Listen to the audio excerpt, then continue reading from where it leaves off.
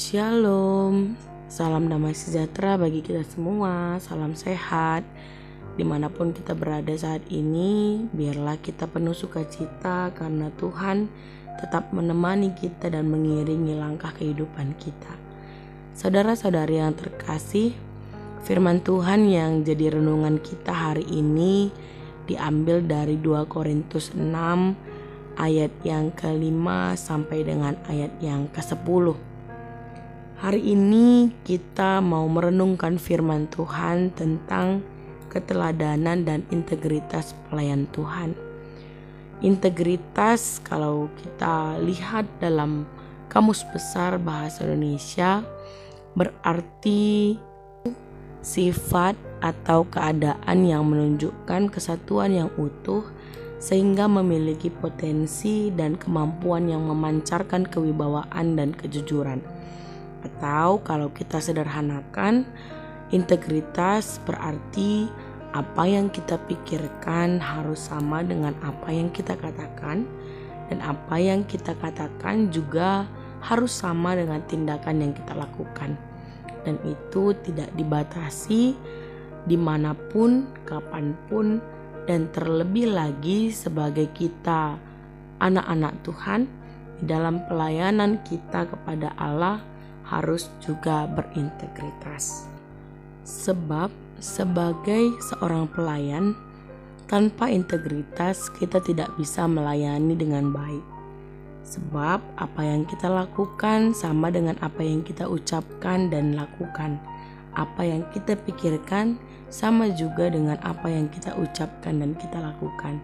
Sama ketika kita di gereja ataupun di tempat kita bekerja ataupun di mana saja.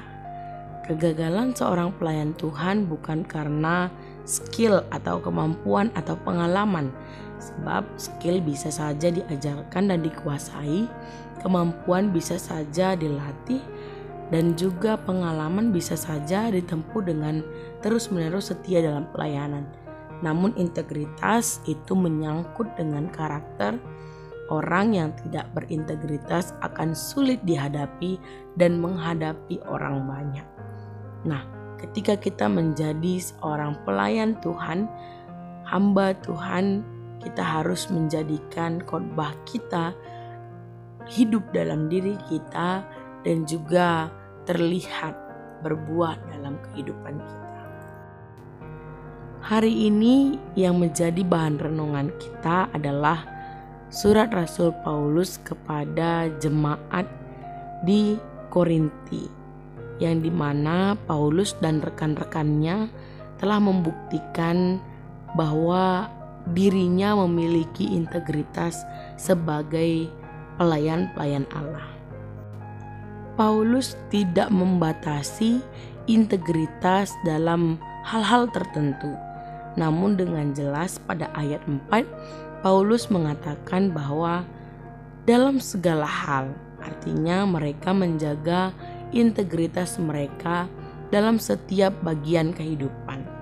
Memang mudah untuk mempraktikkan kasih, kesabaran, kemurnian, dan ketaatan pada Roh Kudus ketika situasi baik dan orang lain menghormati kita.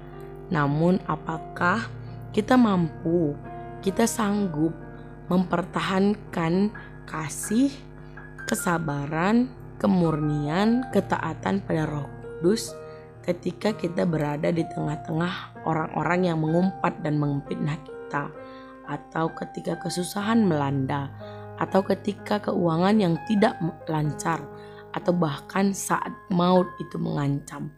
Nah, Paulus pada ayat 4 sampai dengan ayat 10 ini sebenarnya sedang mengatakan bahwa apa yang sedang mereka lakukan menjadi teladan bagi setiap jemaat, dan menjaga integritas sebagai seorang pelayan Allah mendorong jemaat untuk juga melakukan hal yang sama. Kondisi sulit melayani, kondisi tidak diterima, kondisi mendapatkan penderitaan karena pemberitaan Injil justru membuat Paulus semakin hari semakin matang dalam mengikuti jalan Allah.